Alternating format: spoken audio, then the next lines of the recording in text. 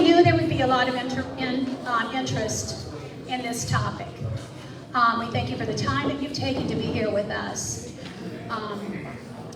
We would like to share a little bit, hold on a second, let me pull up my notes. I want to tell you about us. We're a group of people. We're all ages. We have some things in common. The things that we have in common is we seek to follow God in everything that we do. We love our families. We love our community. We love our state. We love our Constitution. And we believe that our Constitution is better than any other country's. It secures rights that other countries don't have. Our Constitution, which this is an important fact to understand. Our forefathers, I believe, were ordained by God to write this document.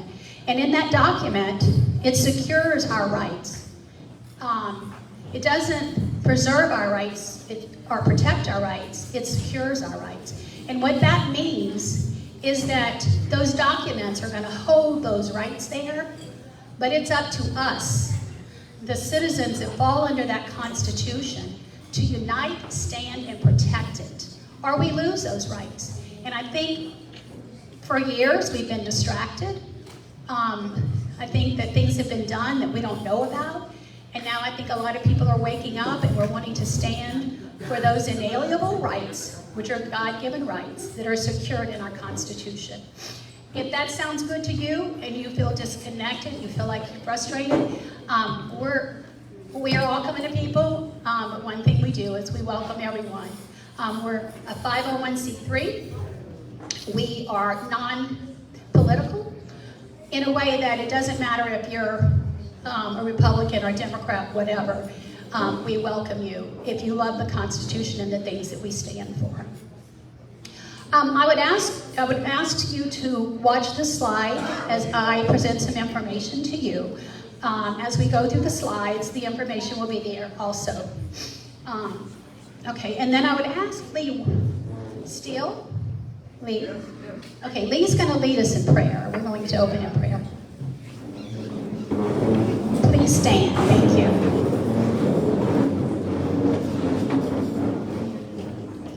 Let us pray.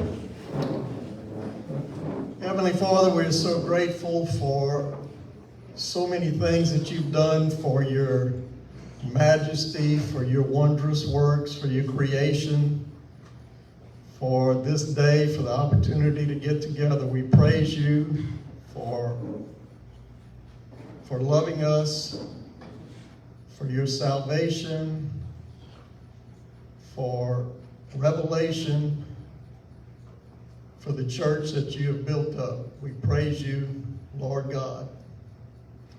We recognize, Lord, that we are sinners. We recognize the sin in our country. We pray that you will forgive us, have mercy on us, and we can thank you now for doing that because we know that your Son died for our sins. And we are grateful for your mercy. We are so thankful for the good and the goodness in our lives and in our country, because we know all good and goodness comes from you, and we thank you. We pray for our country, Lord. We pray for, especially now, for, I guess, a couple things, Lord. One is for Mike Johnson, the Speaker of the House. We know he's being tormented by the enemy. Please protect him. Please bless him and his family.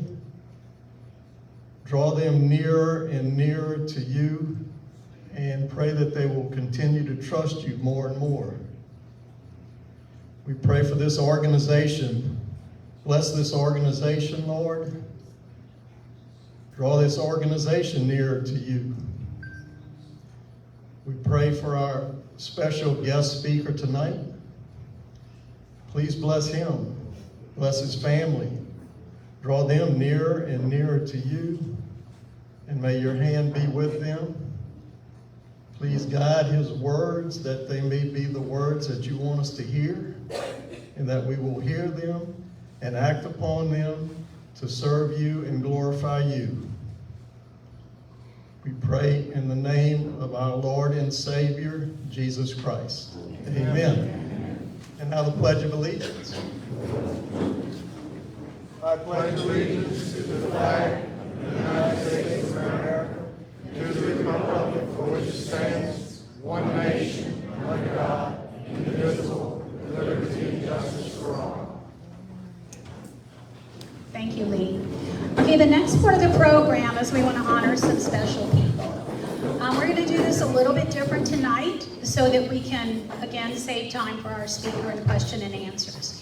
But I would we would like to recognize all of the current military and veterans. Would you please stand? Thank you so much for your service. What I would say about you is that I appreciate your oath to the Constitution and your sacrifices for that Constitution. Thank you so much. You may be seated.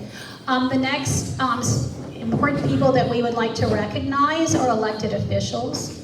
We normally introduce them, but tonight what we're going to do is, after they have a name tag on with the position that they hold.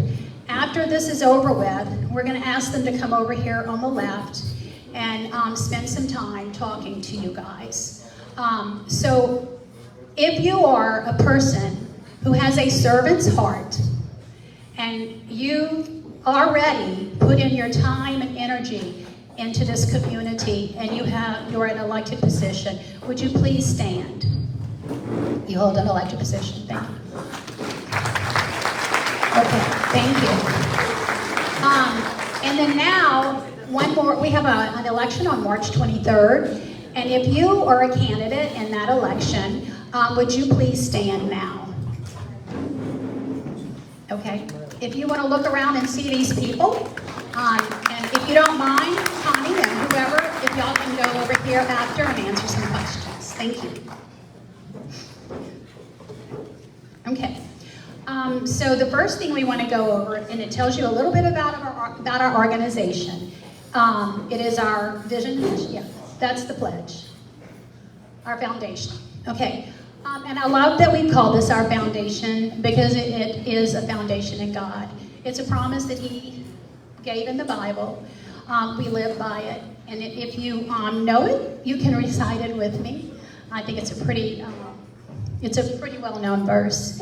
If my people who are called by my name humble themselves and pray and seek my face and turn from their wicked ways, then I will hear from heaven and forgive their sin and heal their land. That's our prayer tonight. That's our prayer every day. 2 Chronicles 7:14. Then the next slide. This is our vision statement. We stand united to preserve the God-given rights secured in our Constitution and protected in our Bill of Rights for future generations. Our mission? Our mission is to instill in our community the spirit of the Constitution by providing access to resources and information, which is what our mixers are about, and that's what you're here for tonight. And God has blessed us with some of the most amazing speakers with information that is true, and we do seek truth in all things. In a world of confusion, and you don't know what to trust, that's an important thing. Empowering citizens to take action and holding elected officials accountable. Okay, we have some important dates in March. Our March mixer, that's the first one. It'll be at Gina's on March 14th. It's Gina's at the Legion. We are a tri-parish organization. We have a very active Lafourche group. We have a Terrebonne group, and we've just recently added St. Mary. And so we have mixers between Lafourche Parish and Terrebonne right now. This is Dr. Randy Russ. He will bring us information, the latest information. I hate what I'm doing with this mic. He will bring us the latest information on election integrity, including the 2020 election. You all know, if we don't get 2020 right, we're not going anywhere. Our vote counts. And the next announcement is, beginning on March the 11th through March 23rd, we have set up 10 days of fasting and praying. We had no idea when we set those dates up that would coincide with our legislative session, but it does. So when they open in Baton Rouge, we will be praying for them. If you would like to join us in this, we have a Facebook page, and that will be on our Facebook page. We have 10 people who will be leading us through on a different person for a different day, and we will be praying for our community, our state, and our nation. And it will be the 3 branches of government and many other things. Okay, and then that's 10 days of fasting and praying. Let's see, the veteran, okay, I'm sorry. Sharon. There you are. Come on up. Well, it's going to announce. Nope. Okay. So, how is everybody doing? Mine. Hey, Jason, Parish President Jason Bergeron, thank you for attending. Just wanted to tell you a little bit about the election that's coming up. We have some candidates for the election that have come tonight. If you want to know a little bit more, because I had a lot of people asking me questions about what is a RSCC, what is a RPEC, what is a DSCC. So they're running for those positions. So, and also Jason is also running for one of those positions, and Lenore, I think I saw Lenore here. So if you have any questions about those positions, those are the people to ask, and they are here tonight. So just a little bit about this election that's coming up. This is a presidential preference primary election. It's on March 23rd, which is the Saturday after our shrimp oil, because our shrimp oil is March 22nd on a Friday. They're held in order for voters to select their party's nominee for President of the United States. A voter may only vote for a party's nominee if they have that party affiliation designated on their voter registration. Additionally, if voters have a Democrat or Republican affiliation designated, they will be able to vote for the members of the RSCC, the RPEC, and the DSCC, and the D, however they call that. But also in Lafourche Parish, there will be a school board election. I have sample ballots just by parish. I don't actually have sample ballots for every single district because I don't have enough paper in my house to be able to print all those up. If you want to know what your ballot's going to look like on March 23rd, then you can either download Go Vote, G-E-A-U-X, Vote, on your app store or in the Android store, or you can look it up on www.go.vote.com, and you'll be able to pull up exactly what's on your ballot. If you're not sure about your party affiliation, if you want to change it, you have until March 2nd to do so online. So I think that was it for that. Coming up on March 22nd, on Friday, March the 22nd, will be our 4th annual We the People Bayou Shrimp Boil. Woohoo! The pickup location will be 510 Lafayette Street, right next to Lee Whitney's Sign Company, right across the street from the downtown post office. Our expert team will boil 500 plates of 1-pound portions of Anna Marie Seafood Company shrimp with sausage, corn, potatoes, and dip.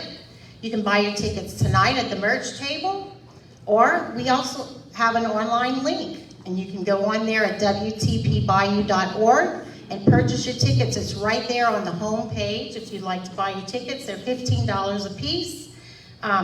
All the info is there on the ticket, and we also have a flyer with a QR code for you youngsters that want to do it that way. You can hit that QR code and go straight there and buy the tickets.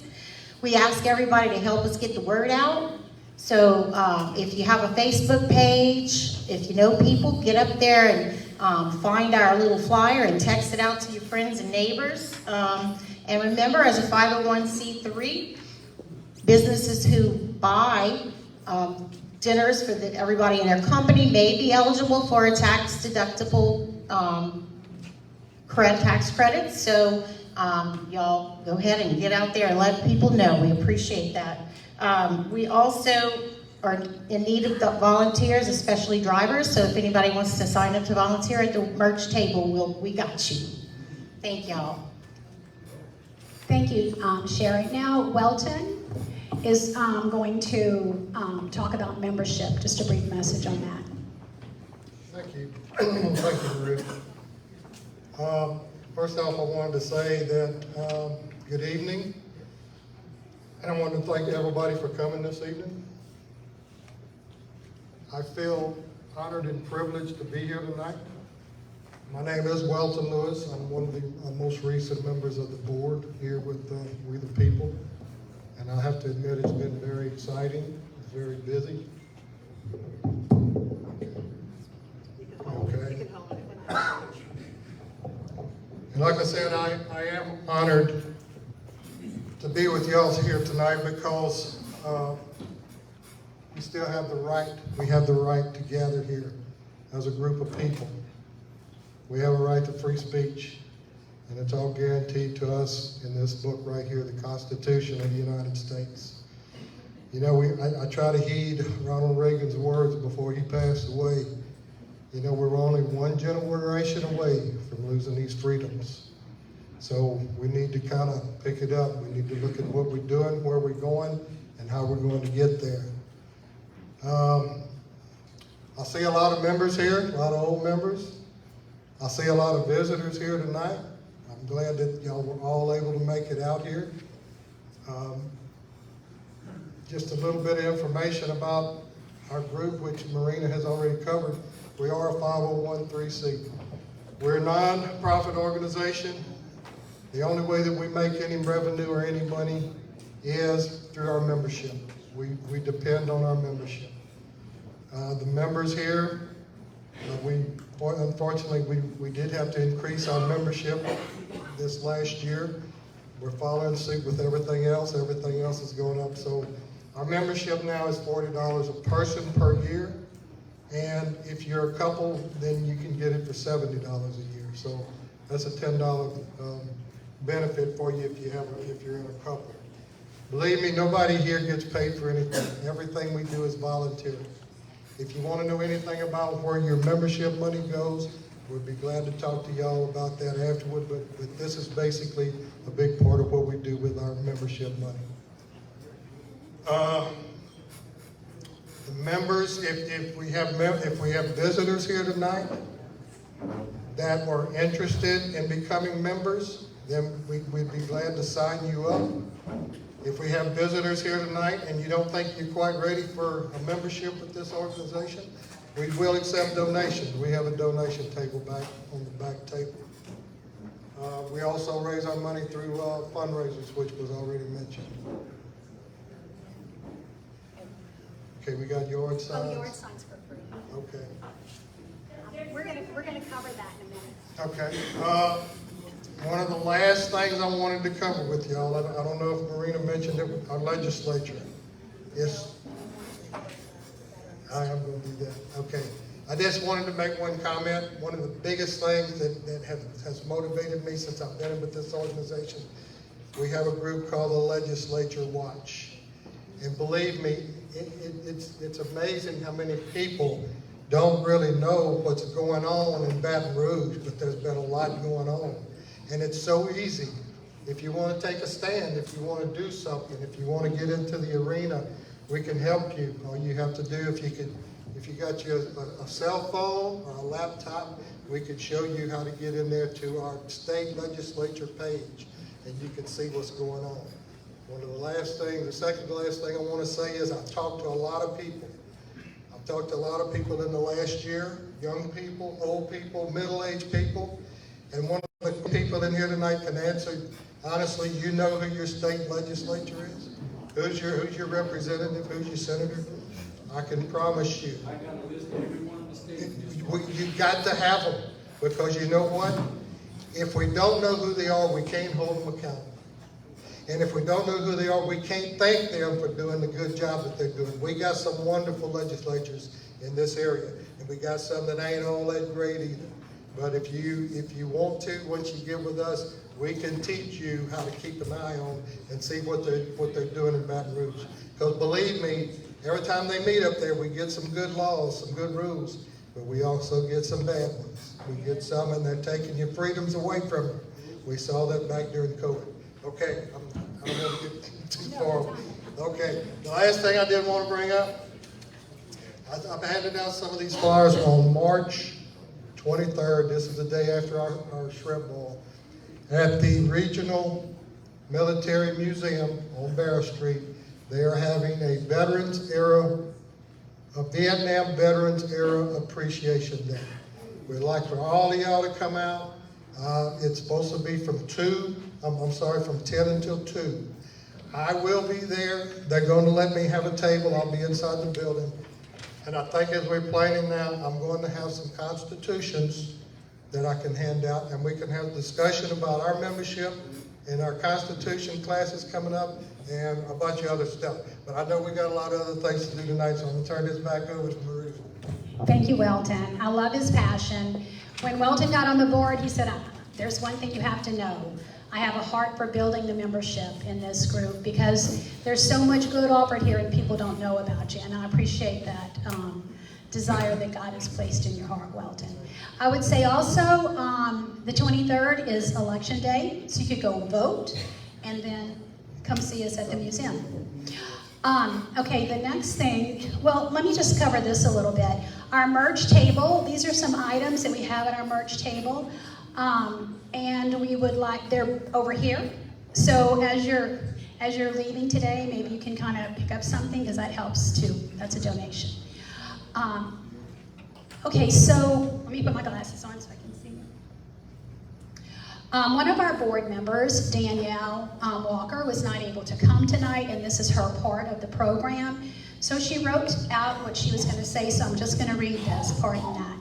Our website is up and running, WeThePeopleBayou.org. It's a work in progress, but everything you need to know is there now. You can learn about the committees.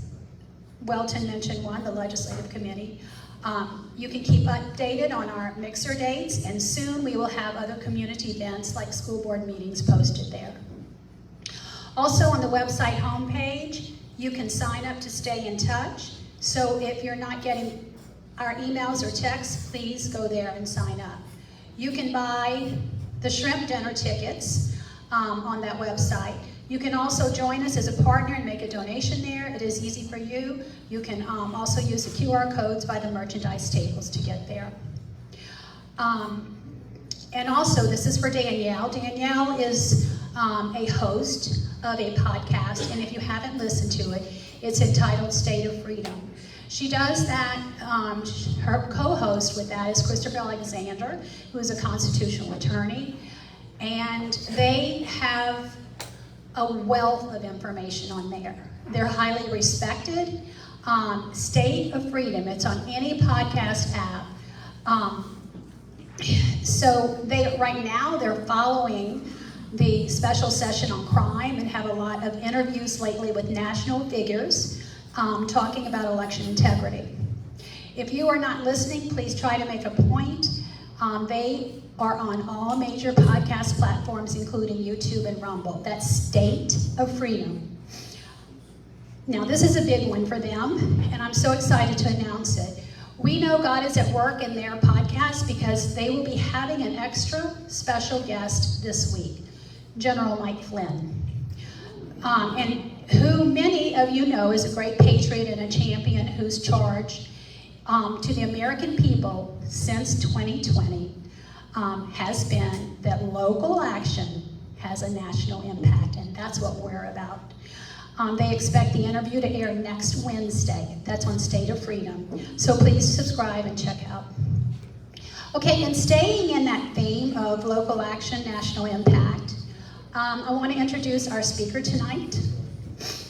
Christopher Holton is with the Center for National Security, a nonprofit think tank that is completely independent from the big corporations that dominate the voice of security. Christopher is a wealth of knowledge. I spent 10 minutes on the phone with him and I didn't want to hang up.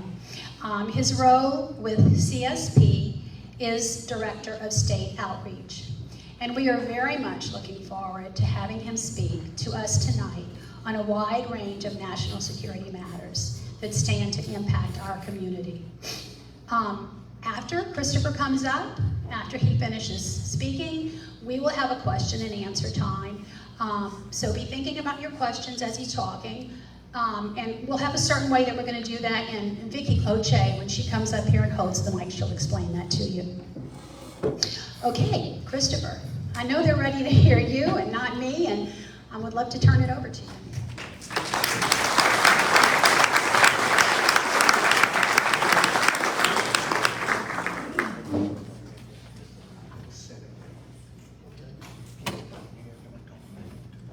Okay, I'll do my best. Wow. I get a really warm feeling from this crowd in here. This reminds me of the peak of the Tea Party days, when there was so much energy and interest in current affairs. And is this close enough? All right, can you hear me now? All right. Sorry about that. Anyway, this organization must be doing fabulous, because I haven't spoken to a group this large in like 7 or 8 years. And it's not because I'm here, I know, but we need more of this all around the country. I mean, you should really give yourselves a hand. I mean, this is incredible. I wish we could bottle this and send it out around the country. I used to speak to Tea Party groups back in 2010, 2011, and there'd be 300 people in the room. And I speak to those same groups in the Houston area, and there's like 30 people in the room.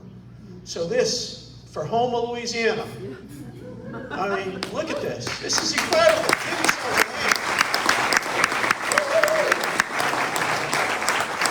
hand. So they wanted me to speak on a few topics: border security, China, the U.S. military, Hamas, and the power grid. So I told them I'd limit my prepared remarks. I'll end just around midnight, and then you can ask the questions afterwards. We'll cover the wave tops. Obviously not going to be able to cover all that, but I'm going to focus mainly on border security, because all the rest of that stuff can kind of tie into border security, and also because there's been a big demand for information on border security because of what's been going on essentially since Joe Biden walked into the White House. And let me start off the top on border security with a couple of comments on that, just a little background. Number one, a lot of people say, oh, you know, border security and our lack of border security and the number of people that are coming across, that is the biggest failure of the Biden administration and of the Secretary of Homeland Security, Mayorkas. It's their biggest failure. I'm here to tell you, no, it's not. It's their biggest accomplishment, because what they're doing is absolutely purposeful. This is intentional. You realize that, right? This was not a failure. And every time there's thousands of more people that come across that border, they want it.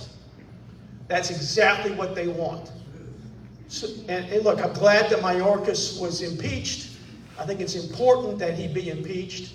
He's not going to be convicted. But that policy, or lack thereof, is the most stark example of malfeasance and negligence in office of any cabinet member in the history of this country. And it extends to President Biden, obviously.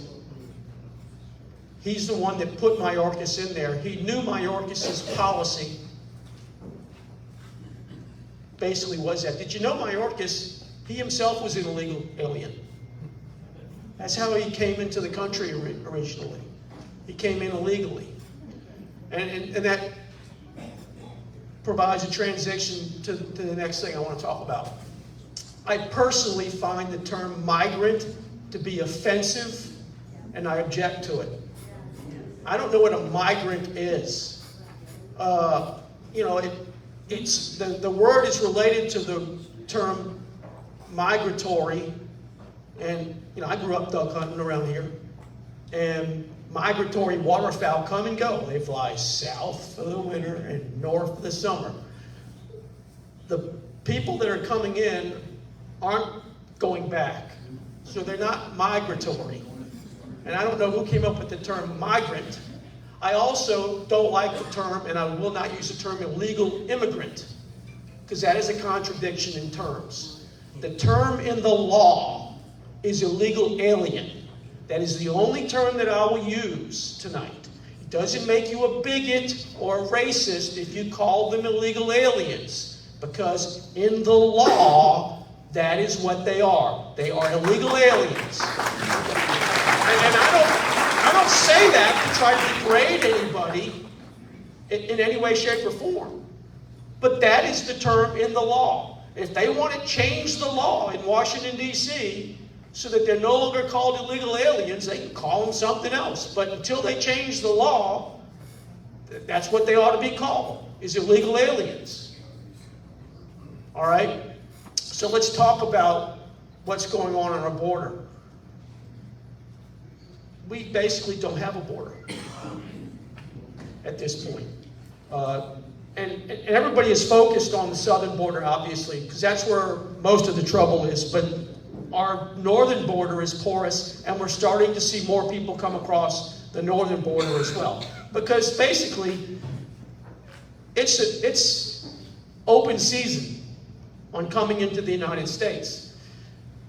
And I think a lot of people around the world sense that at some point, this game is going to stop. So there's a rush to get in. So we're starting to see people come across the northern border just as they've been coming across the southern border. A nation that has no borders is not a nation. It is absolutely key to our sovereignty that we have borders, actual borders, managed borders. Look, yes, we are a nation of immigrants, and we want people to come here to help our country, to make our country a better place. But we don't want them to come here illegally. And actually what the polling shows is, despite what a lot of people assumed, is that the Hispanic community doesn't want illegal aliens coming here. They want people to come here legally as well. That's the only way it should be done. But now we're seeing that it's not really Hispanic people who are coming across the southern border. One of the big increases over the last year in traffic across the southern border of the United States has been Chinese nationals. In 2023, according to Mark Green, he was the chairman of the House Homeland Security Committee, in 2023, they encountered, Border Patrol, immigration personnel encountered 24,000 Chinese nationals coming across the southern border. Now, those are the ones that they encountered, which means that basically they were given, a meal and sent on their way, I guess. I don't know what they're doing with all these people. They're not doing anything but letting them in. So 24,000 in 2023. In 2022, there were 1,900. In 2021, there was 323. So in 2 years, we've gone from 300 to to 24,000. The media would have you believe that all these people are coming to the U.S. illegally from China because they're wanting to escape oppressive policies and draconian COVID policies. But 94.8% of them are military-age males. And a lot of them have been shown to have Chinese military tattoos. A lot of them, you see a group of them come in and they all have the same tattoo. You owe me a case of beer. That's all? Not Budweiser. Yeah, no Bud Light. So what are they coming here to do? Well, the Chinese have a lot of things that they would like to see happen to the United States. None of it would interest anybody in this room. But this is a byproduct. The Chinese have seen an opportunity here. And they're infiltrating us. Some of these people may not be nefarious, but we've seen what 19 can do. We've got 24,000 military-age males that were encountered. They estimate that only 35% of the illegal aliens that come across the border are encountered, which means, so if 35% are encountered, 65% just come in and nobody ever talks to them. Nobody punches their ticket. So it's astronomical to think what could possibly happen with regard to 24,000 plus military-age males coming from China. Now, how do they do it? They mainly come through Ecuador because Ecuador doesn't require a visa to travel from China. So they can go straight to Ecuador and start on the trail to the United States. But, I mean, these are Chinese people and they're in Latin America. So they don't speak the languages in Latin America, you wouldn't think. They speak Chinese, and most of the people in Latin America probably don't speak Chinese. So, you've heard of TikTok, right? The Chinese version of TikTok has a tutorial for Chinese illegal aliens coming to the United States that tells them exactly how to do it, exactly where to go and what to do when you get there. So all of the young people out there who are supporting TikTok, thank you very much for that. And you know, that's something that really sticks in my craw. I hope there's nobody in this room that is on TikTok. But nobody should be. It's a nefarious organization. It's run by the Chinese government, and the Chinese government wishes us ill, to say the least. So illegal aliens are not the only thing that are coming across the southern border from China. Fentanyl is coming across the southern border from China, as you know. Actually, the precursor chemicals are coming across from China to Mexico, where the cartels are turning it into pill form and things like that. So, the Center for Security Policy, the organization I work for, we're mainly interested or concerned, I guess is a better term, about fentanyl from the standpoint of its potential use as a weapon of mass destruction. Look, right now, fentanyl poisoning is the #1 cause of death of adults in the United States between the ages of 18 and 47. #1 cause of death in the United States in adults 18 to 47. Fentanyl poisoning. I don't use the term fentanyl overdose because a little bit of fentanyl will kill you, and it's not, I mean, what's an overdose? That's not the proper term. So, 118 pounds of fentanyl has the potential to kill 25 million people. 118 pounds has the potential to kill 25 million people. The reason I use that number 118 pounds is because that's the number, that's the weight of fentanyl seized by a Nebraska state trooper in an 18-wheeler a couple years ago, as an example. I mean, they're finding it every day all across the United States, and they're finding it on the southern border as well. And you talk to anybody in the DEA or the FBI, the good people in the FBI, and they will tell you that the first thing you got to do to stop fentanyl is to secure the border, shut down the border. And we have a president in office who doesn't care that people are dying by the thousands because he won't shut the border down. He's got blood on his hands. There's so many people in this country who are dead from fentanyl because he won't shut the border down. It's disgraceful. So, there's a publication called the Canadian Journal of Anesthesia. It's not a publication I ordinarily read, but they did an article a couple years ago on a version of fentanyl called carfentanil, which they use as a tranquilizer for dangerous animals like elephants, rhinoceroses, hippopotamuses, things like that. And they posed a question in this article: which would you choose, carfentanil or a thermonuclear bomb, if you wanted to have a weapon of mass destruction? And their answer was, you'd want carfentanil, and it's not even close.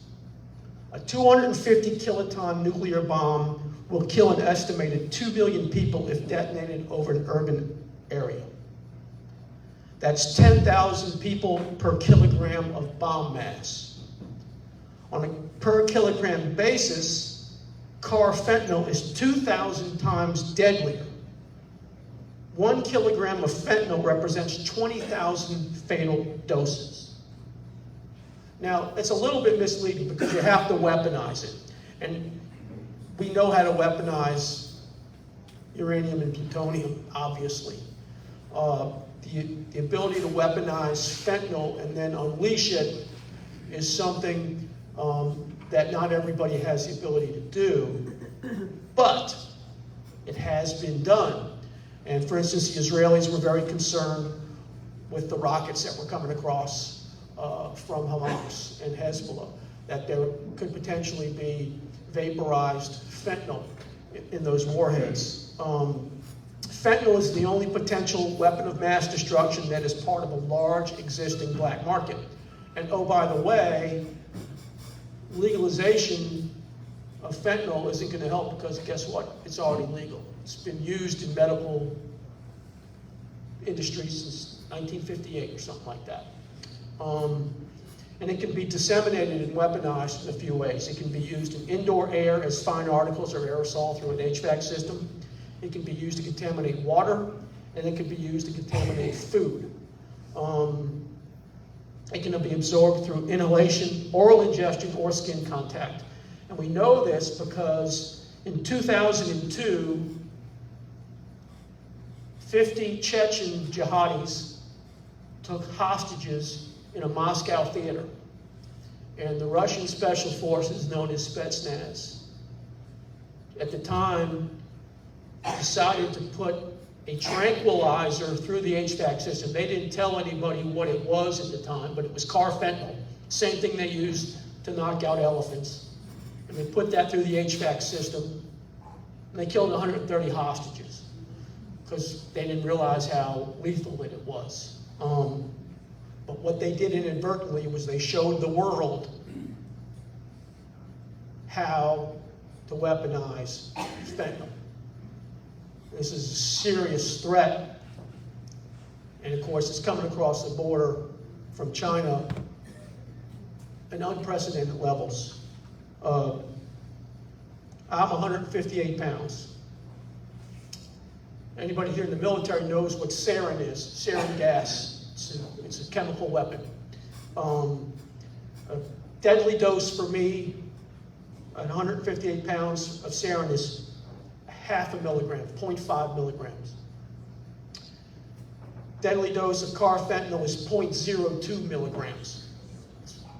Microscopic.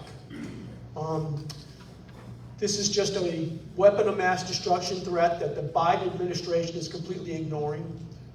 During the Trump administration, there was a great deal of concern over this, and there was action being taken to hold China accountable for it, and to also take more enforcement action against fentanyl. And of course, our borders were secure under the Trump administration, so none of this was happening. But it's happening now. So, fentanyl production is focused primarily in China. The precursors and analogs are made there. They transport to Mexico. The Chinese and the Mexican cartels now have a partnership. And they bring them in. And so this is part of a wide array of actions that the Chinese are taking against us. And that is known as unrestricted warfare. Can't see it back there probably, but this is a book called Unrestricted Warfare.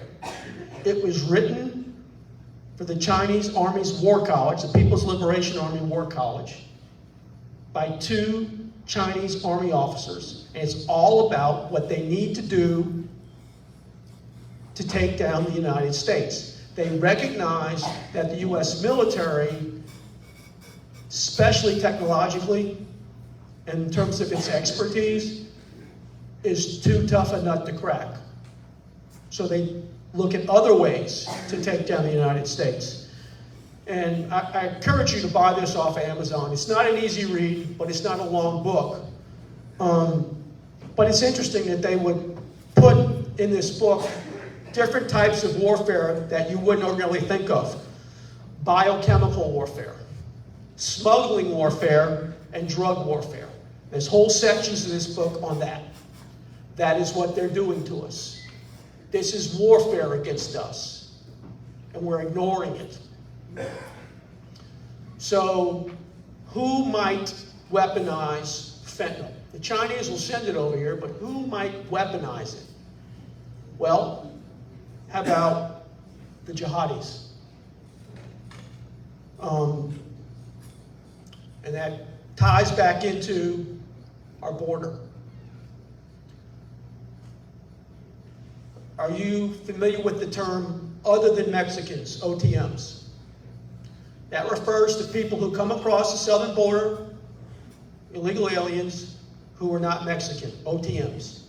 The vast majority of people who are coming across now are OTMs. There's a further classification within special interest alien dash other than Mexican. SIA-OTM. The government has to have acronyms for everything, right? And so, special interest aliens, other than Mexican, are illegal aliens that come across our southern border from 34 countries of terrorism and proliferation concern. You can probably guess which countries those are. I'm not going to read you all 34, but Iran is one of them, Syria is one of them, Somalia is one of them, Lebanon's one of them, Gaza is one of them.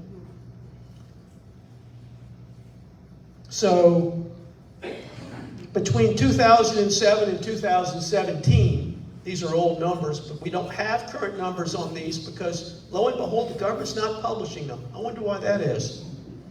But the American Immigration Lawyers Association, which is a left-wing organization, says that between 2007 and 2017, the Border Patrol apprehended 45,000 special interest aliens.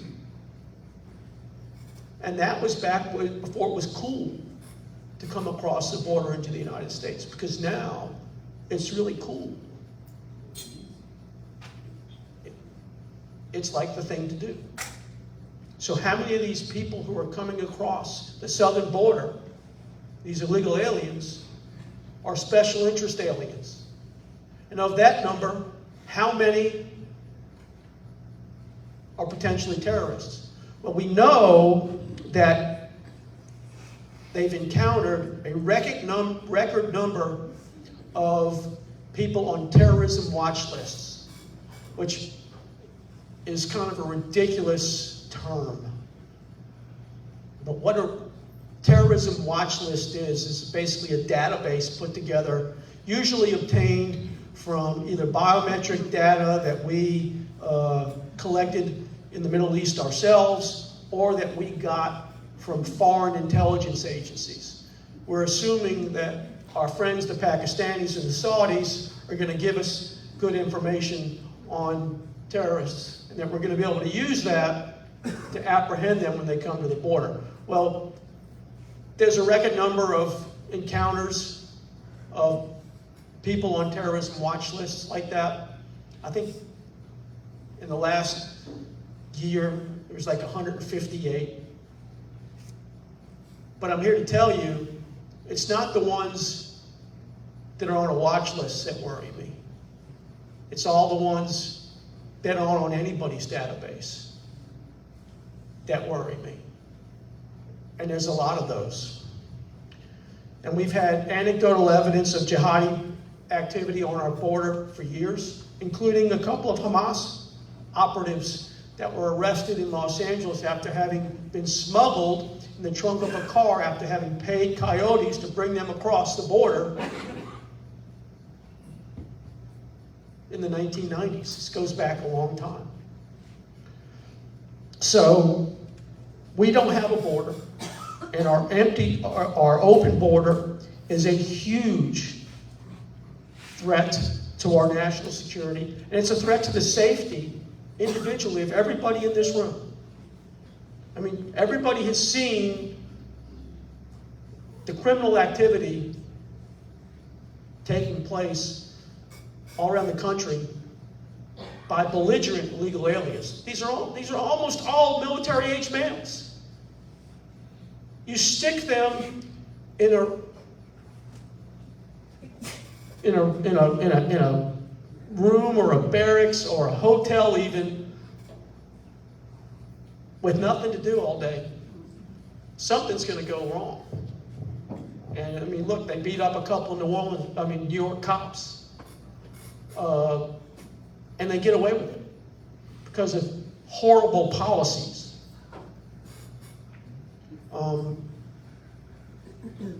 So our border is the number one threat to our national security from outside.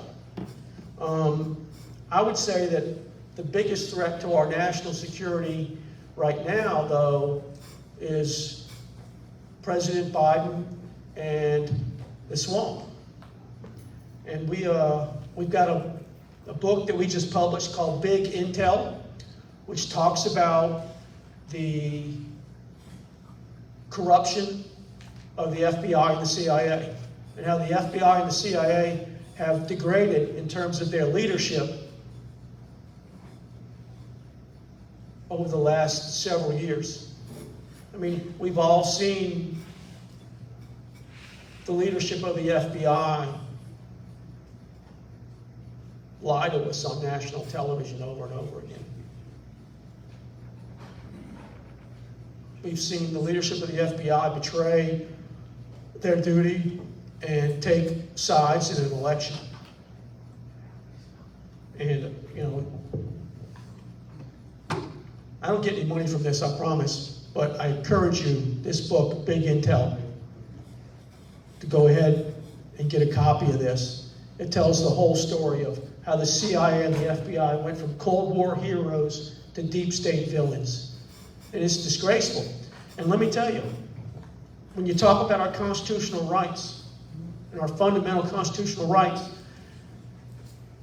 I hate to say it, but this is a bigger near-term threat to those than foreign threats. And I deal mainly in foreign threats. I wish that was not the case. It pains me to say that. And I have a lot of friends who were CIA and the FBI, and I'm here to tell you that they agree with us on this. They know that their leadership is morally and intellectually bankrupt. And so that also extends to our military. We have a leadership crisis in this country. It's called wokeism. It has infected our leadership, and it's not just in the intelligence community, in the politics, it also has infected our military. They wanted me to cover this a little bit, and this is another thing that pains me, in that we have military leadership that is so indoctrinated into politically correct philosophies that they've lost sight of their mission. And I'm not talking about the mission as stated in some manual somewhere. I'm talking about killing people and breaking things, which is what the military is supposed to do. And you've got people in the military that don't have a clue that that is what they're supposed to be doing or training to do. We've got a military that's more interested. I mean, we've got a new chairman of the Joint Chiefs of Staff, who was the former Air Force Chief of Staff, who is more interested in diversity, equity, and inclusion than he is on combat readiness, and has as a goal of reducing the number of white male pilots in the Air Force to 67% of the force. Well, to get to that number, you've basically got to have a Stalinist purge of pilots, because for some reason or another, white males want to become pilots more than just about any other segment of our society. In fact, white males want to defend this country more than any other segment of society. I'm not trying to degrade any other segment of our society. Those are the statistics. And when you have a chairman of the Joint Chiefs of Staff that seeks to purposely reduce the number one segment of recruiting, is it any wonder that 3 of the 4 military branches are way behind on their recruiting goals? It's for a couple of reasons. Number one, they're recruiting the wrong people. And number two, I'm here to tell you, veterans are telling their family members, I wouldn't do it if I were you. That's never happened really in the past. And that's happening now. It used to be that there was a legacy of service, and you talk to any recruiter, and they would love to be able to go in to the home of someone who had a family member who served, because that was their best advocate. That's not the case right now. And it's because they've lost faith in our national leadership and on the military leadership. And there needs to be a paradigm shift in that philosophy in the U.S. military. We've got to get back to non-political general officer promotions. We've got to get back to getting the politics out of the military, which is the way it was for years and years. I mean, when I was in the Marine Corps, I didn't know the officers I served under. I didn't know what their political thoughts were. They never talked about it. We never talked about politics. Shouldn't come up. Shouldn't matter. I'm here to tell you, it started under Clinton. It went berserk under Obama. And it's gotten worse since then. And it is making our military weaker by the day. We're going to pay for that in the lives of our servicemen and women if we ever have to go in what is called a peer-to-peer conflict against China, for instance, or maybe even against Iran. So that's a little bit about what's going on with the U.S. military, unfortunately. I wanted to They wanted me to talk a little bit about Hamas. And I don't really want to talk about Hamas from the standpoint, everybody knows what Hamas did on October 7th in Israel. Hamas is no different from Al-Qaeda. They're a jihadi group. Their goal is to replace Israel with an Islamic state ruled by Sharia, which is what Al-Qaeda's goal was, to establish an Islamic state ruled by Sharia. The Islamic State, their goal was to impose Sharia. That's what all the jihadis around the world want to do, is to impose Sharia. So that's what Hamas wants to do. A lot of people were surprised after what happened in Israel to see this apparently spontaneous protest movement in the United States of people supporting what happened, supporting Hamas. And they want to call themselves pro-Palestinian, but they're not protesting on behalf of the Palestinian Authority or Fatah or any other group. And they started doing this after October 7th, when Hamas jihadis slaughtered innocent women and children in the streets of Israel. That's when this started. So, as they used to say in the Marine Corps, don't tinkle on my leg and tell me it's raining. Right? So, a lot of people were surprised about all the protests. I mean, you had basically a riot on Tulane campus in New Orleans. I don't know if you saw that on the news when it happened. But they basically had a riot. A bunch of pro-Hamas demonstrators attacked some Jewish students, and it was on TV. You had thousands of people marching through the streets of Chicago and New York with Palestinian flags, Hamas flags. It's not a surprise. The reason it's not a surprise is because Hamas is the Muslim Brotherhood. Hamas was formed in Israel by the Egyptian Muslim Brotherhood originally. Hamas is the Muslim Brotherhood in Israel. Now, in the United States, and look, I got a whole 3-hour presentation on this. Some of you I know have sat through that before. I'm sorry to hear. But there was a trial, a terrorism financing trial in the United States in Texas in 2008, in which all the defendants were found guilty on all counts.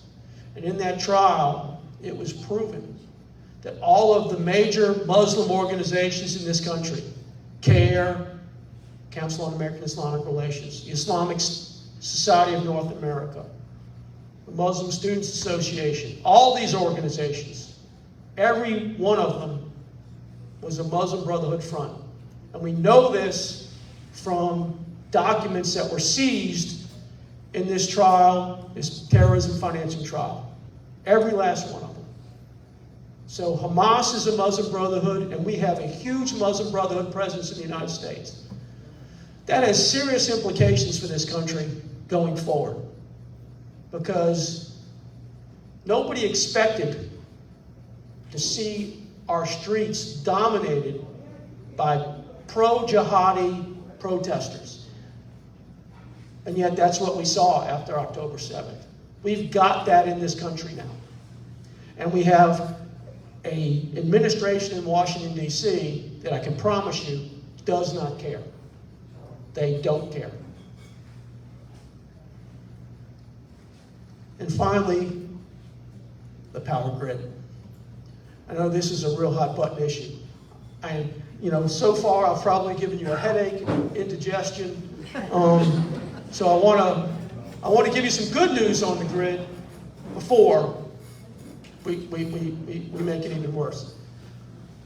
Louisiana is leading on an aspect of the power grid. And it's really a positive thing. It's not well known, but it's going to be well known pretty soon. There's a public service commissioner named Eric Scarmetta, and he authored a directive that passed the Louisiana Public Service Commission, which forbids the use of components manufactured in foreign adversary countries. China and Russia, North Korea, Iran, Syria.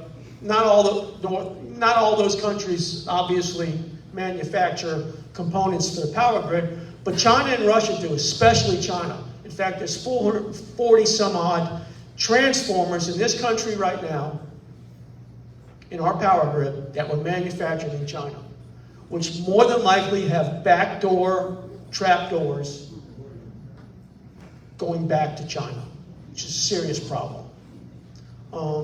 But Louisiana is the first state to take this action.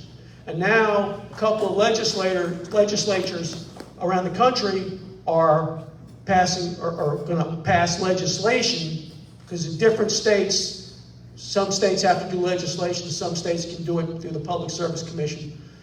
But we're starting to see other states follow suit. And that's very important, because a foreign adversary with components embedded in our power grid could shut down our power grid. There's a lot of threats to our power grid, from electromagnetic pulse attacks, solar flares, vandalism, physical attacks. A lot of different threats. But that is one that the Chinese were more than likely already exploiting, because they took apart a Chinese transformer and found the trapdoor component inside. And there's 400 of them. And let me tell you, the problem is that it takes a long time to get a new transformer. The lead time between the time that you order a transformer and then it arrives to be installed is months, if not years. And you don't want a Chinese one. We don't make many of them in America. There's some of them that are made here, some of them made in Germany, some of them made in South Korea. We got to change that. We got to get our industrial base back. We can't be dependent on anybody for critical infrastructure. And our critical infrastructure, nothing more important than the power grid. And the implications of, we talked about this before we met, the implications of the grid going down, it's almost too horrible to comprehend. It would result in the death of millions within weeks. And that's a scary thought, but it's the truth. If the power grid came down due to an electromagnetic pulse attack, or to sabotage, or even a solar flare, the potential for human misery and death is astronomical. And we're not prepared as a country. The electric utilities are lying to the American people about their preparedness, because they're not prepared. And we're just now seeing regulators and legislators wake up to this threat. So it's something that has to happen. But, a couple weeks ago, chairman of the House Intelligence Committee said there was this huge threat from Russia that just suddenly materialized. Number one, I don't buy it. But number two, there's threats from satellites and things like that. And these are not new threats. There's been this whole movement in the West and in the United States. We don't want to militarize space. Well, guess what? We're the only country in space that doesn't want to militarize it. So guess what? We better militarize it. Because if everybody else is militarizing it and we're not, we're just going to have a big kick me sign on our back. It's like one of those things. We didn't want to go to war against Hitler in Japan, but by golly, they bombed Pearl Harbor, and then Hitler, on December 11th, declared war. So we had to. Same thing with this stuff. We've got to do something about it. I believe that I know that President Trump had a very sober view of the potential for an EMP attack. I don't think Joe Biden can spell EMP.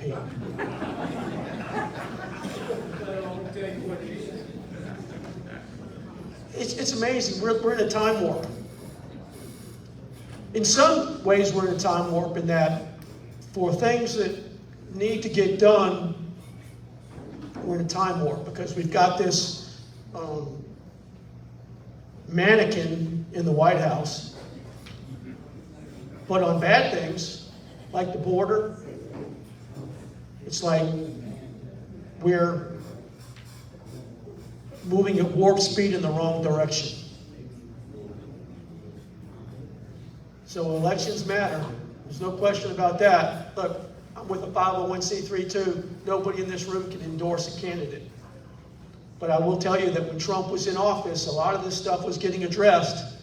And I can tell you that none of it is getting addressed now.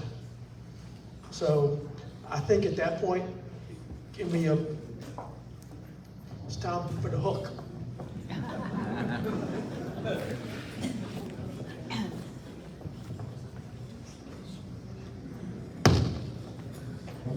Okay, wow, could be here all night, huh?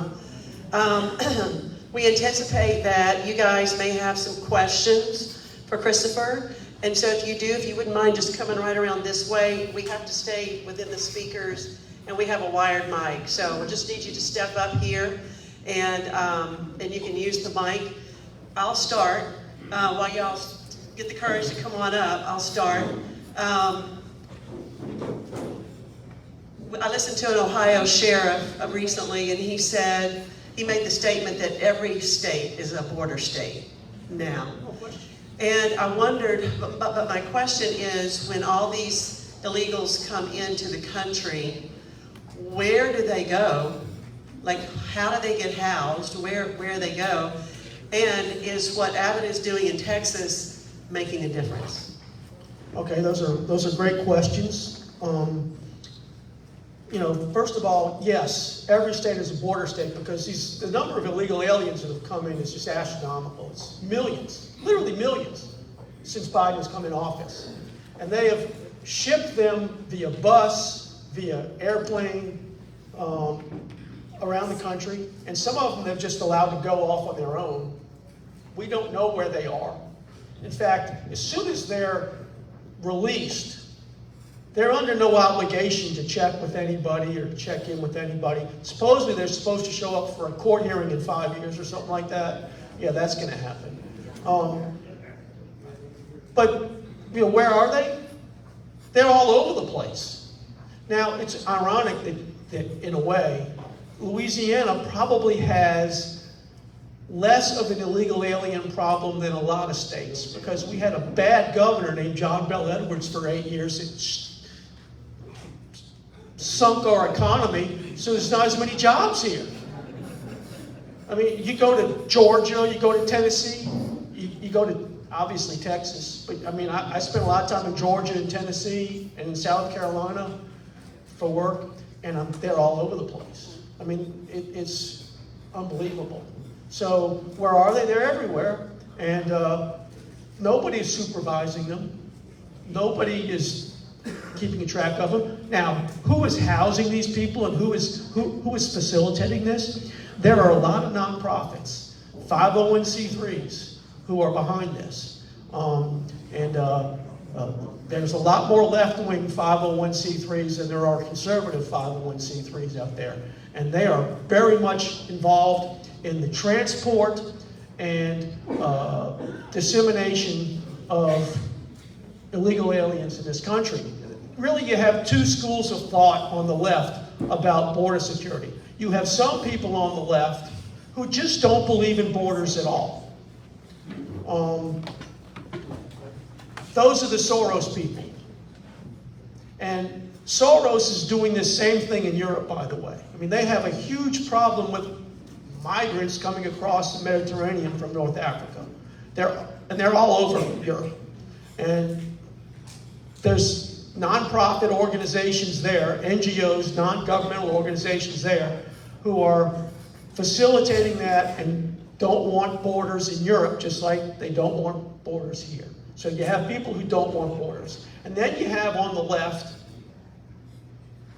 a big segment that see this as a path to one-party rule. They see this as if we can bring in enough illegal aliens and make them U.S. citizens and convince them to vote the way we want them to vote, the Republican Party will never have power ever again. And there are a lot of people on the left that believe that. And that's a big, I think that's Joe Biden's motivation. I think that's what he's up to. Does that kind of answer your questions? I don't know. I rambled. Yeah, and I was just wondering if what they're doing in Texas is making a difference. I think it's making a difference in that it's raising awareness for sure.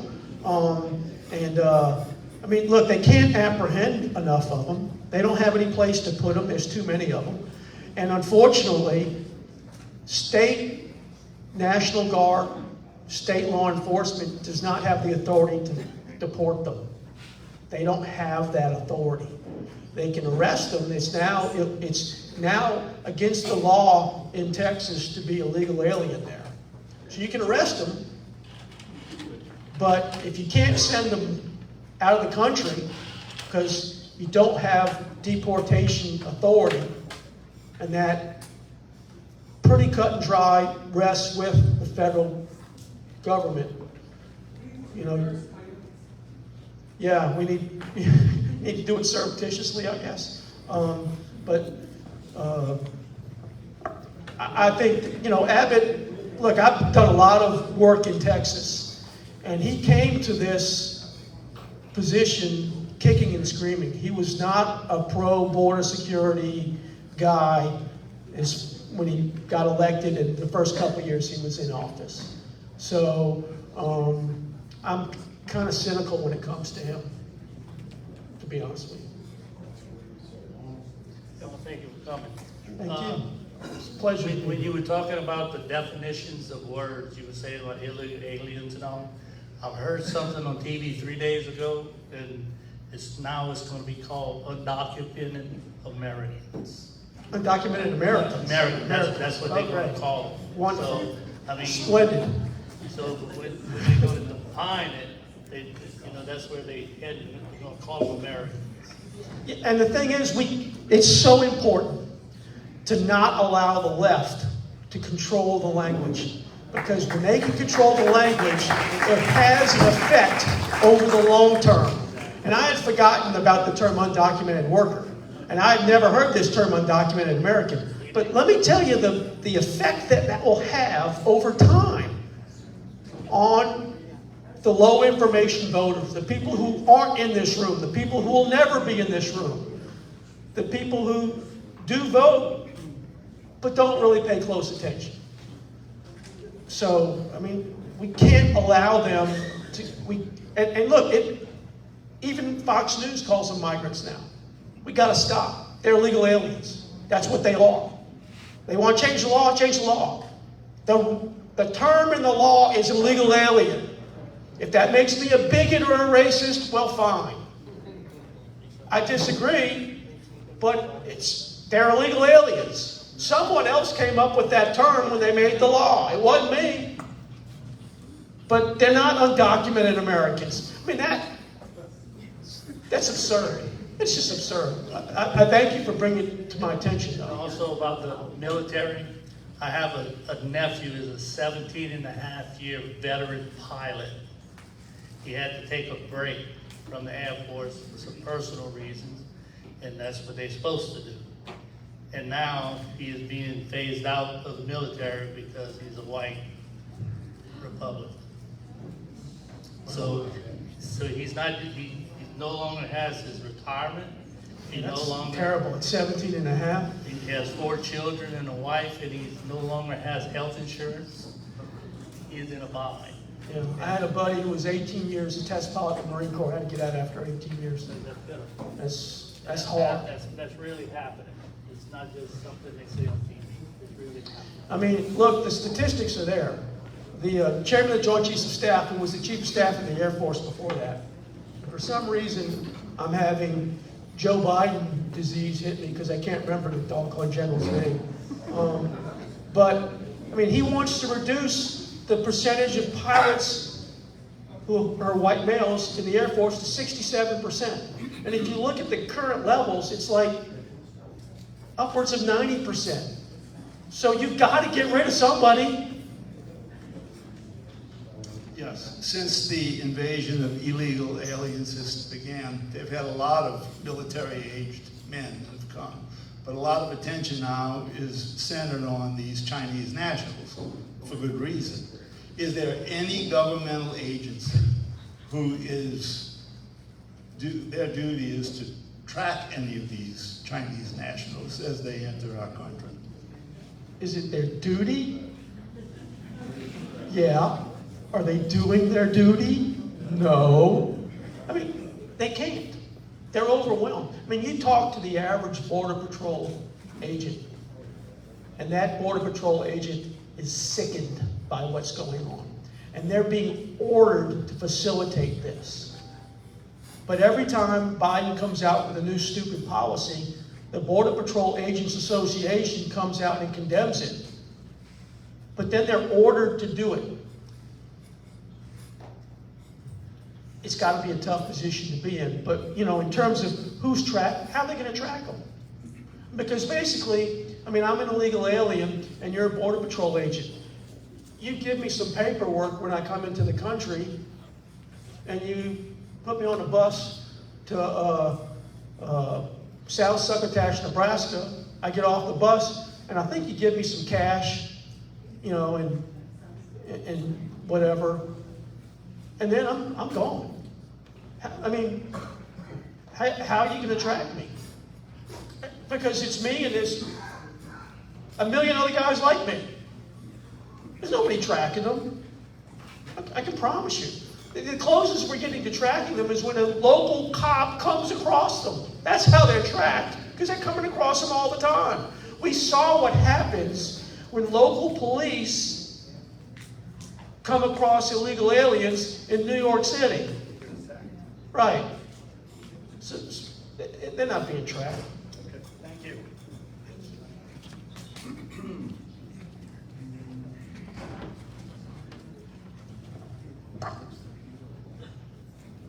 Hi, my name is Ed Lords. I have a question or two. I've noticed the similarities in what was going on back when Jimmy Carter was president, when the Shah of Iran was being forced out of the country. The let's just say the hostile residents that protested and did all the demonstrations, and finally he was forced to leave with no support from our president at that time. I just see a similar pattern of what's going on in our country and also in Europe, also in England and other countries. Have you noticed these similarities? Yeah, let me ask you to clarify. When you say the protests, are you talking about protests here in the United States or protests in the Middle Eastern countries, like the protests in Iran that forced the Shah out? Because then they sent the Shah here for cancer treatment, and then Carter basically, under pressure, sent him away.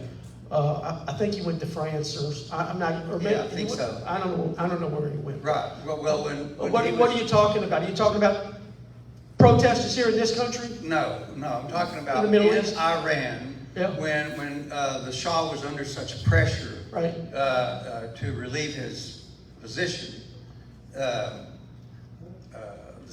same protests, the same demonstrations that were going on there. I see that it happening here, like what's going on in New York with the support for the Palestinians, and so with Hamas. Have you noticed these similarities?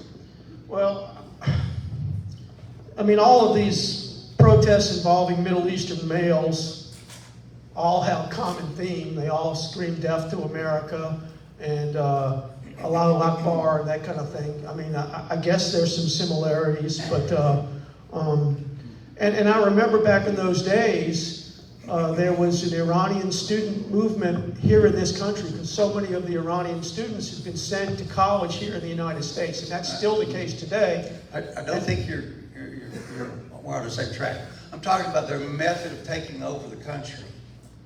I don't see them taking over this country the way they took over in Iran. They don't have the numbers. Well, okay.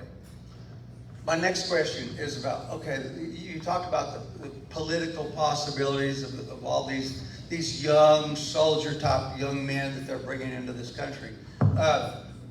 What other possible implications as far as military usage in this country with all these foreigners?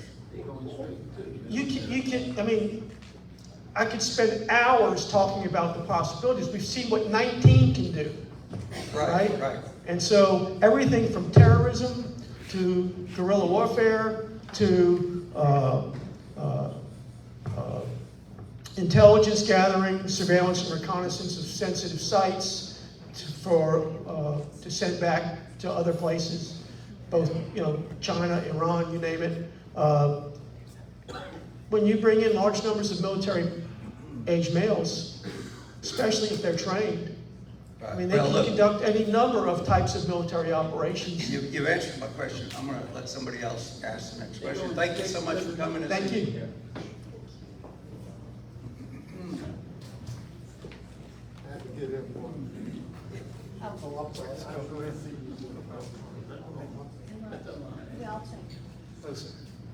I have two questions.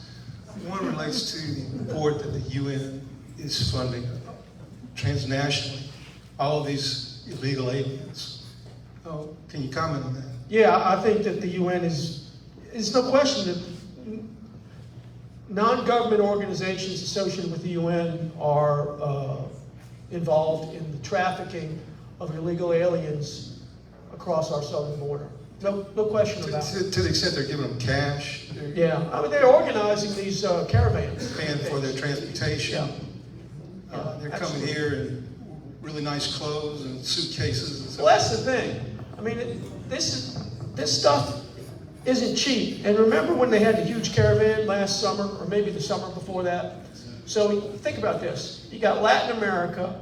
You've got thousands of people supposedly on foot transiting a very hot, humid area of the world. Having gone on forced marches in the Marine Corps, I'm like, all right, I know you need water, you need food, you need medical care. Who's providing that? I think the UN plays a role, but I think also there are a lot of non-government organizations that are contributing to that. And so my second question relates to a recent interview that Dennis Quaid had been talking about. Did you see that interview? I did not see that interview, but I've seen Dennis Quaid talk about this, the grid. He claims that it's 100% thing that a solar flare so magnanimous is going to hit us, and that the power grids, because they're mostly privately owned, don't want to put up the money to harden the grid, because we can stop it right now if we harden the infrastructure. So is there any kind of public-private partnership that's in discussion related to that? Yeah, there needs to be, and I don't know that there is a serious one. There's so much pushback from the public utilities on this. They don't want to get caught. They don't want to get caught paying for it, and they don't want to have to pass it on to the rate holders. So that there's a tremendous amount of pushback from public utilities on it. But the thing is, what you get from the public utilities is that it's not a problem. You got to cover, and that's just there's no evidence to indicate that that's true. Like I said, they're lying about it. A lot of the public utilities are lying to us all about the vulnerability of our power grid. Well, if it ever happens, we're going to look back and say, I would have gladly paid the extra rate. Yeah. If you We survive. need to wake up.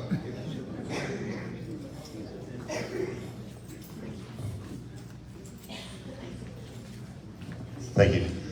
When the Biden administration took over, we left roughly about $85 billion worth of grade A, top-tier military equipment and weaponry in Afghanistan. 3 weeks ago, approximately, there was a a small article in Breitbart that was speaking of the Mexican government now catching cartels with large stashes of American-made weaponry. Has your group been able to determine whether or not any of that is filtering back from Afghanistan back into the country through either places like South America or through China? I have not seen reports that weaponry is appearing on our southern border, but we've seen reports that it's documented that weaponry has shown up in parts of the Middle East outside of Afghanistan. So it is being disseminated, including in Gaza. Hamas has weapons that the U.S. left behind with the Taliban. The Taliban have been selling it, sending it around. It's certainly not beyond the realm of possibility that those weapons could end up, on our southern border. But look,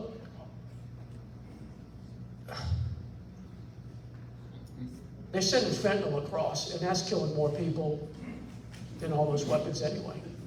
So the border has to be shut down.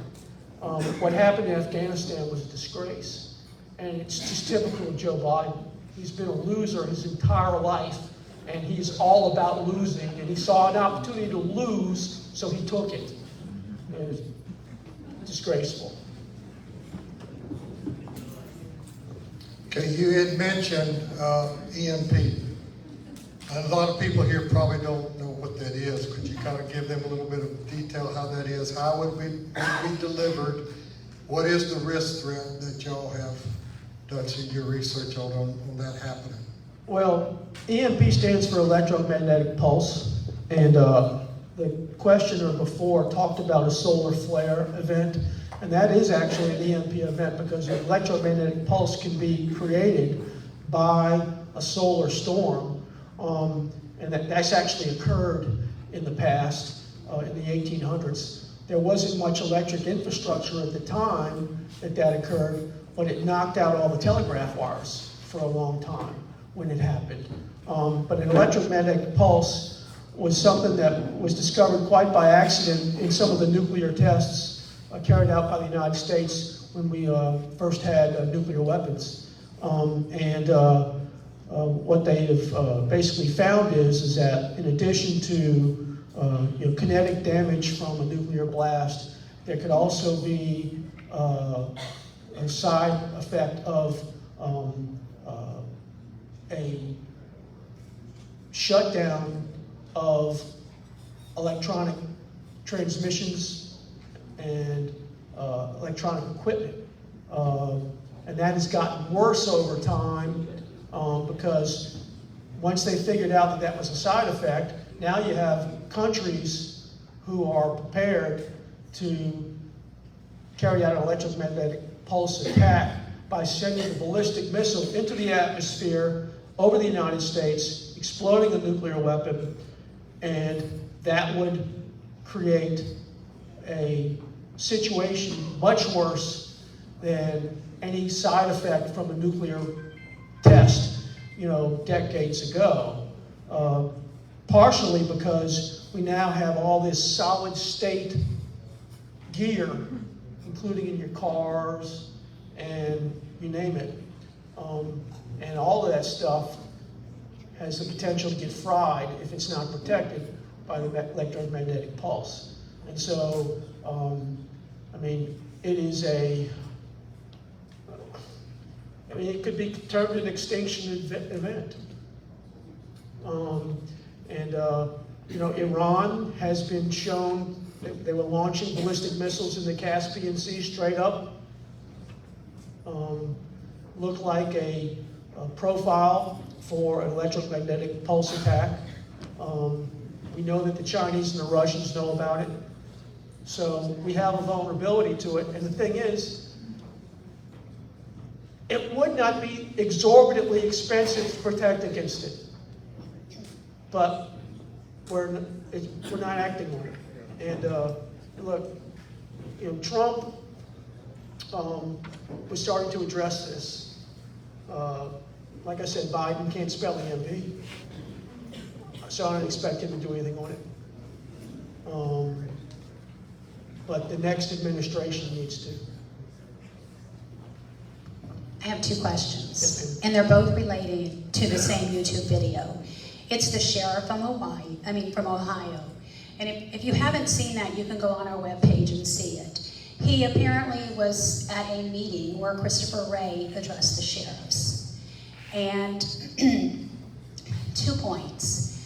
In it, he said, if you think that China can't get into our systems, he said, you're wrong, because our office is hacked on a regular basis. So is it happening everywhere? And in Louisiana, or is it just, are we already in trouble from them gathering information and hacking us? Well, let me tell you, hacking occurs every day. And two of the biggest opponents that we face that are hackers are the Russians and the Chinese. And the Russians are kind of a blunt force instrument when it comes to hacking. They do things like denial of service. They try to shut down your operations, and then they kind of in your face, they want you to know that they've done it. The Chinese penetrate your network, and you don't know it for 9 years. And then you find out they've been inside for 9 years, and they know everything about you. That's how the Chinese hack. And those are the ones that we have to really worry about. And I think that's absolutely happening all the time. And we don't know where they are right now. Because the way the Chinese work is they don't brag about it like the Russians do. And they're not necessarily just trying to shut you down for a week. And they're not about ransomware either. And they're going into networks here and taking information over a period of time.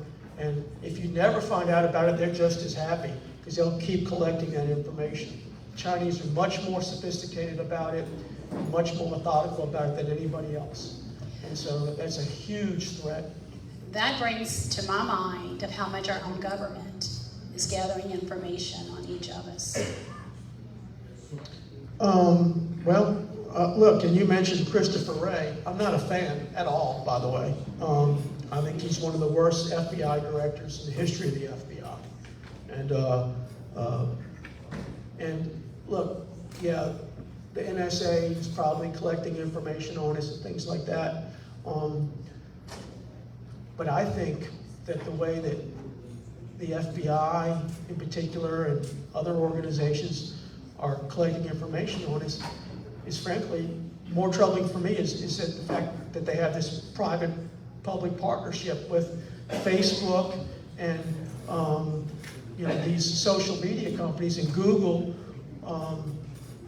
I think Mark Zuckerberg's a creepy guy, and I think he wants to influence the political system in an unfair way, and I think he wants to gather information on everybody in a creepy way, just like the Chinese do. And I think that's a big threat to our civil liberties as well. Is the way that these companies have just completely gone off the deep end when it comes to collecting information about us. Okay, and I think we'll close with this question.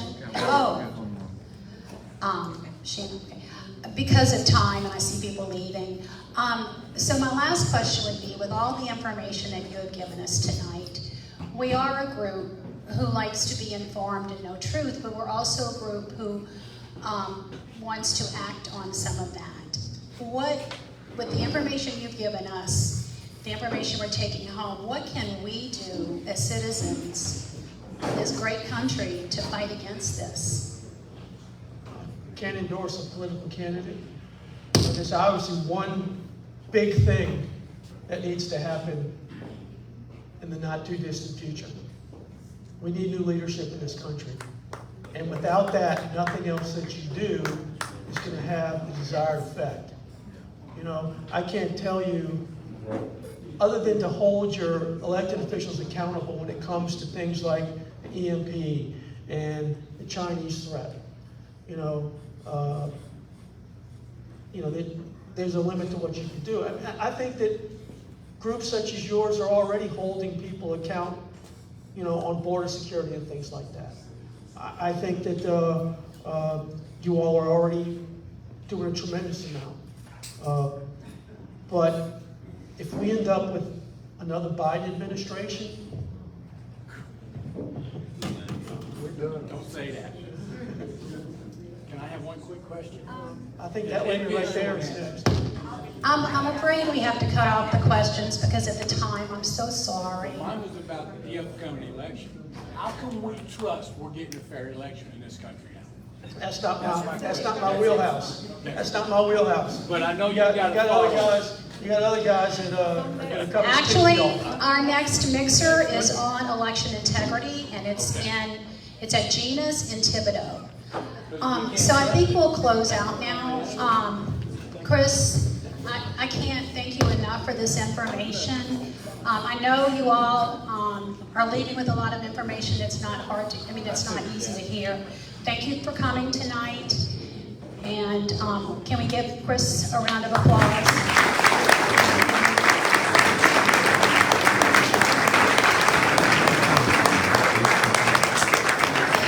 All right, and I would ask that the candidates come step over here to the left, if you don't mind, and let our